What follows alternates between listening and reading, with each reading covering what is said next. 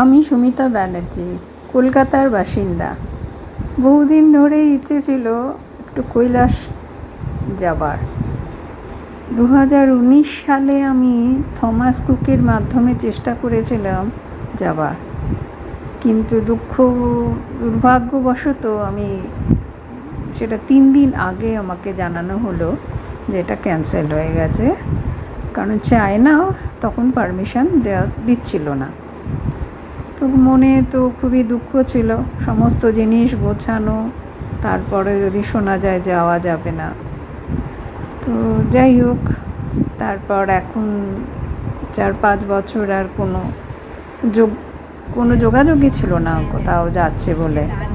কিছু কিছু জায়গায় এরিয়াল দর্শন হচ্ছিল, মানে থ্রু প্লেন নেপাল দিয়ে উঁচু থেকে দেখানো হচ্ছিল, কিন্তু আমার মন সেটাতে সায় দেয়নি।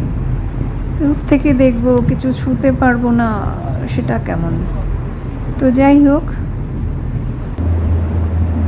2025 জুলাই, 9th of জুলাই আমার অভূতপূর্ব একটা যোগাযোগ হলো দিল্লির এক ট্রাভেল এজেন্সি ভিজিট কৈলাস।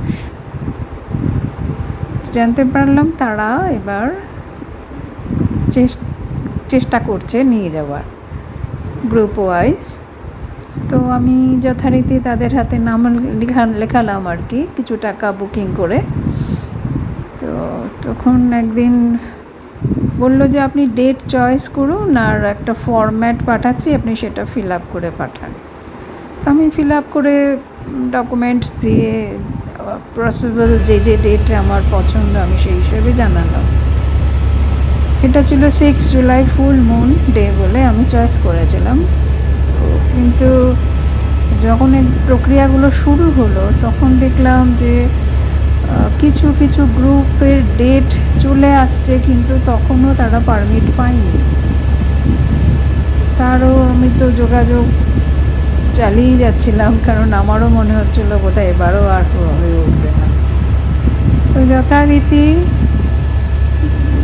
হঠাৎ 21শে জুন আমি জানতে পারলাম ওরা একটা গ্রুপের পারমিট পেয়েছে, কিন্তু এইবার গ্রুপটা যাবার কথাই ছিল 22শে জুন।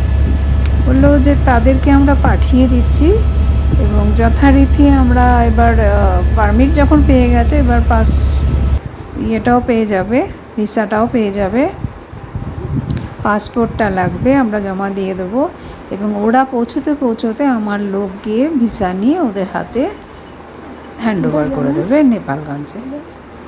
এই সিস্টেমটাই এখন শুরু হয়েছে। বললাম ঠিক আছে। তা আমি যথারীতি লখনৌ যাবার, কারণ আমাদের প্রোগ্রামটা স্টার্ট হচ্ছিল লখনৌ থেকে। তো লখনৌ যাবার আমি যাওয়া আসা একটা ক্যালকুলেশন করে টিকিটও কেটে রাখলাম, কিন্তু শুনলাম যে আমাদের সেই ডেটে কোনো পারমিট এখনও পাওয়া যায়নি। হতাশ হয়ে গেলাম, টিকিটটা যথাক্রমে ক্যান্সেলও করতে হলো, কারণ আন্দাজে তো টিকিট রেখে দিয়ে লাভ নেই। তো তারপর ওয়েট করলাম আরও কিছুদিন। তো হঠাৎ 8 তারিখ নাগাদ আমাকে বলল আপনাদের পারমিট এসে গেছে। তো আমি যে তাহলে এখন কি হবে, এবার আমাদের ভিসা, বললো আপনি 9 তারিখে আপনারা বেরিয়ে যাবেন, আপনাদের ভিসা চলে যাবে ওখানে যথাস্থানে। এবং ওরা আস্তে করে একটুখানি চার্জও চাইলো আলাদা, বললো যে এটা স্পেশালি আমাদের ভিসা বার করতে হয় তাড়াতাড়ি, আর্জেন্ট বেসিসে, এজন্য আলাদা একটা চার্জ লাগবে। এখন যেহেতু বুক করা আছে, যাওয়ার সময় বলছে যখন, এখন তো পিছিয়ে আসারও পথ নেই, তো আমরা এগ্রি করে গেলাম। তো মোটামুটি আমাদের 2,75,000 বাজেট ছিল, ও আরও মোটামুটি 10,000 মতো নিল, এক্সক্লুডিং আমার একটা flight charge from Calcutta to Lucknow, আবার রিটার্ন লখনৌ টু ক্যালকাটা, এই দুটো আলাদাভাবে অ্যাডিশন হলো। তারপরেও আমাকে এখান থেকে চাইনিজ ইউয়ান নিয়ে যেতে হয়েছিল প্রায় 6,000 মতো, কারণ ওরা বলেছিল ওখানে পরিক্রমা যদি ঘোড়ায় করো ওরা 4000 ইউয়ান মতন নেবে। তো 1 ইউয়ান ভ্যালুয়েশন তখন ছিল 13 টাকা। তো সেই হিসেবে আমি আমার লোকাল এজেন্টকে দিয়ে ওদের জয়েন্ট ভিসা পার্ট দেখিয়ে আমি কালেক্ট করে নিয়েছিলাম এখান থেকে, কলকাতা থেকে। এবং সামান্য কিছু টাকাও হাতে নিয়েছিলাম, কারণ কখন কোথাও এমার্জেন্সি বেসিসে লাগে।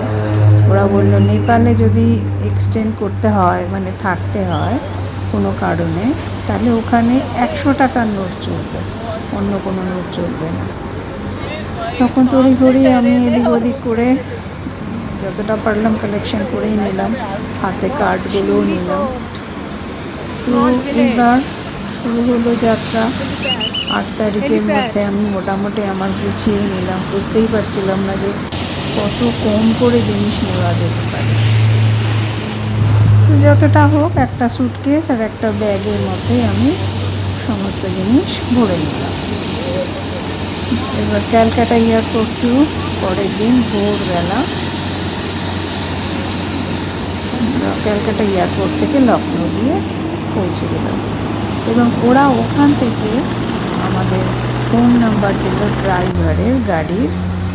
এবং যাবার সময় আমি আমার সঙ্গে আরেকটি সহযোগী পেয়েছিলাম, সেও কলকাতা থেকেই যাচ্ছিল, সেই ফ্যামিলি হাজব্যান্ড ওয়াইফ। তাদের সঙ্গে আমার লখনৌ গিয়েই দেখা হলো, ওরাও সেই গাড়িতেই যাবে। তা কিছুক্ষণ বাদে একটি ড্রাইভার এলো গাড়ি নিয়ে এবং আমাদের 3 জনকে নিয়েই সে রওনা হলো নেপালগঞ্জের উদ্দেশ্যে। এটা হলো 4 থেকে 5 ঘন্টা জার্নি অ্যাট এ স্ট্রেচ। মাঝখানে আমাদের একটু রেস্ট দেবে কিছু খাবার দাবার করার জন্য। তো নেমে গেলাম যথারীতি একটা জায়গায়, সেখানে আমরা কিছু খেয়ে দিয়ে আবার যথারীতি সেই গাড়িতেই গিয়ে ওখানে পৌঁছতে আমাদের 1টা-1:30 এরকম দুপুরবেলা হয়ে গেল। তারা একটা হোটেলে আমাদের নিয়ে রাখলো। ওখানে দেখলাম আরও অনেকেই আস্তে শুরু করেছে বিভিন্ন জায়গা থেকে। তো সেই রাতটা আমরা ওখানেই কাটালাম খাওয়া দাওয়া নিয়ে। এবং আমাদের জানানো হলো যে পরের দিন আমরা রওনা দেব শিমলিপালের উদ্দেশ্যে। সেটা নেপাল থেকে আরেকটা বাউন্ডারির দিকে জায়গা, সেখানে যাব আমরা প্লেনে নেপালগঞ্জ এয়ারপোর্ট থেকে। তো এই আমাদের গাইডলাইন্স দেওয়া হলো। এবং আরও কিছু সঙ্গে তারা মাঝখানে একটা মিটিং মতন করলো সন্ধেবেলা, এবং আমাদের কিছু ব্যাগ, ড্রেস, একটা সোয়েটার, তারপর একটা পিঠের ব্যাগ এবং হাতে একটা পার্স মতন তারা দিল। বললো এর মধ্যেই আপনারা মোটামুটি জিনিস গুছিয়ে নেবেন, বেশি ওজন করবেন না। হাতে ক্যারিং ব্যাগে ম্যাক্সিমাম 10 কিলো আর বাকি 5 কিলো আপনার পিঠের ব্যাগে নিতে পারবেন with your parts.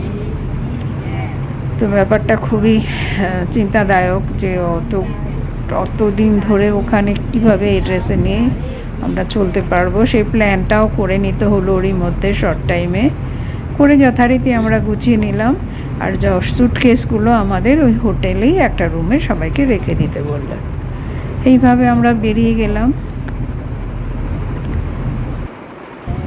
Nepalganj two সিমলিকোটের উদ্দেশ্যে।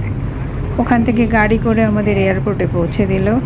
তারপর ওখানে গিয়ে আমরা একটু ওয়েট করলাম, কারণ ওখানে বোর্ডিং পাসের ব্যাপারটা আছে, ওটাও ওরাই করলো। করে ঠোরে আমাদের প্লেনে উঠিয়ে দিল। একটা প্লেনে মোটামুটি 14 জন মতন যেতে পারে, প্রত্যেকের ইন্ডিভিজুয়াল সিট।